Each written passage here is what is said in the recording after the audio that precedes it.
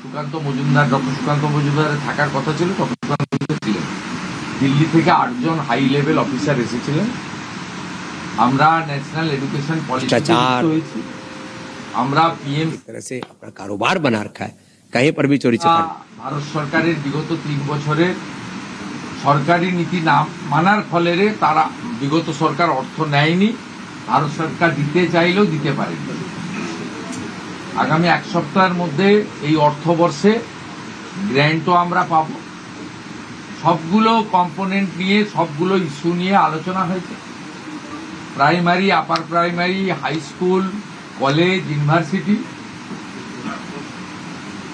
বিদ্যার্থী অর্থাৎ ছাত্রছাত্রীদের কিভাবে আধুনিক শিক্ষা দেওয়া যায়, বেসরকারি শিক্ষা ব্যবস্থার উপর যাতে নির্ভরশীল না হয়, কি করে ছাত্র শিক্ষক শিক্ষিকার রেশিও ঠিক রাখা যায়, কি করে শিক্ষক অধ্যাপক নিয়োগকে রাজনীতি মুক্ত করে অত্যন্ত পরিচ্ছন্নতার সঙ্গে মেধার ভিত্তিতে নিয়োগ করা যায়, বিশেষ করে বিদ্যা মন্দিরগুলোকে কি করে আধুনিক মানের করা যায়, এই সব পয়েন্ট নিয়ে ইন ডিটেলসে আলোচনা হয়েছে। ইমিডিয়েট যেটা বিদ্যালয়গুলো পাবে, অর্থাৎ প্রাইমারি, আপার প্রাইমারি, হাই স্কুলের ক্ষেত্রে কম্পোজিট গ্র্যান্ট, যেটা 3 বছর ধরে তারা পায়নি আগের সরকারের ভুল নীতির জন্য। আমরা 81,000 বিদ্যালয় টার্গেট নিয়েছি। সব জায়গায় গ্যাসে মিড ডে মিল রান্না হবে, সব জায়গায় পর্যায়ক্রমে সোলার প্যানেল হবে, সব জায়গায় অত্যন্ত পরিচ্ছন্ন শৌচালয় থাকবে, সব জায়গায় আর্সেনিক মুক্ত পরিশ্রুত পানীয় জল থাকবে, সব বাচ্চারা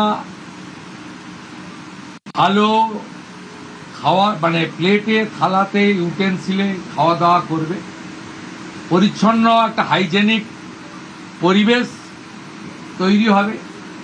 এবং রাঢ়বঙ্গ দিয়ে শুরু হচ্ছে, বীরভূম, বর্ধমান, বাঁকুড়া, পুরুলিয়া, ঝাড়গ্রাম থেকে যে বিদ্যালয়গুলোতে এখনো ফ্যান লাগানো হয়নি, গরমে বাচ্চারা কষ্ট পান, সেই ফ্যান লাগানো।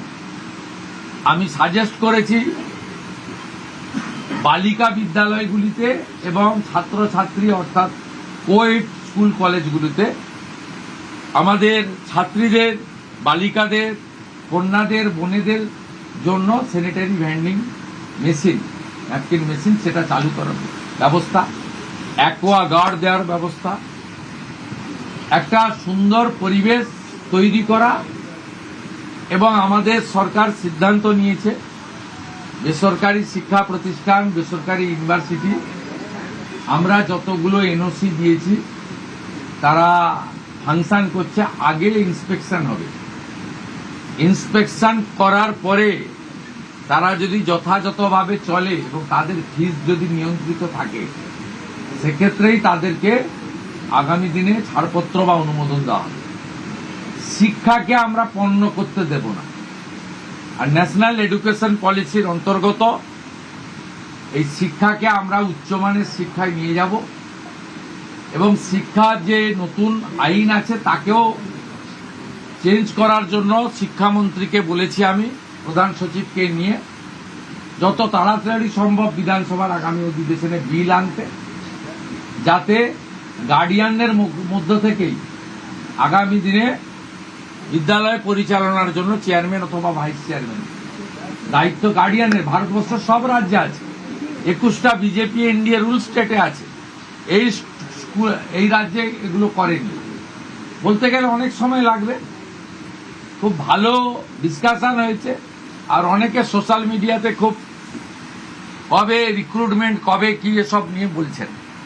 আপনাদের জেনে রাখা দরকার আছে, এই জটটা পাকিয়েছিল আগের সরকার ওবিসিকে কেন্দ্র করে। আমরা কি করেছি, আমরা ওবিসির যে ভুল নীতি ছিল বিগত সরকারের, বিধানসভায় আইন এনে ওবিসিটাকে আমরা প্রথম ঠিক করেছি। বিধানসভা আইন আনলে হবে না, সুপ্রিম কোর্টে গেছিল বিগত রাজ্য সরকার।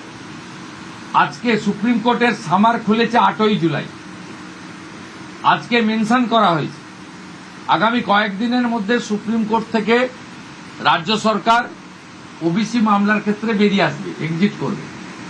তার ফলে যে ৬,০০০-এর পরীক্ষা আপনার মৌখিক হয়ে গেছে, বাকি যে ৬,০০০-এর মৌখিক বাকি আছে সেটাও হয়ে যাবে।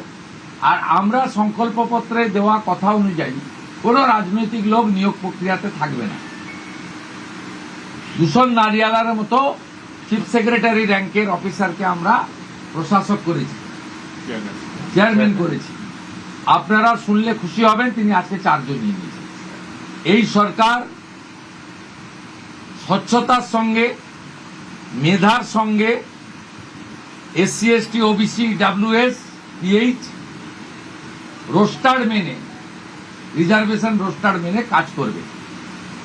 এবং 1 আগস্ট থেকে প্রাথমিক স্তরে 6 টাকা 78-এর বদলে 10 টাকা মিড ডে মিল হচ্ছে।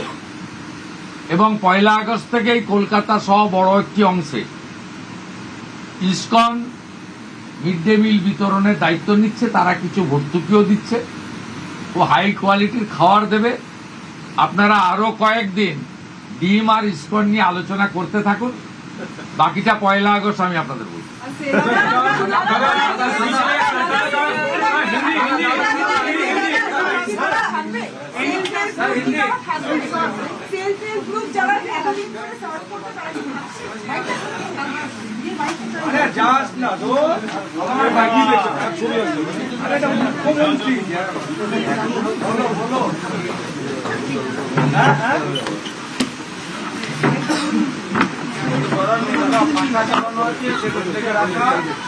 दादा 2 लाइन हिंदी में बोल दिए ना।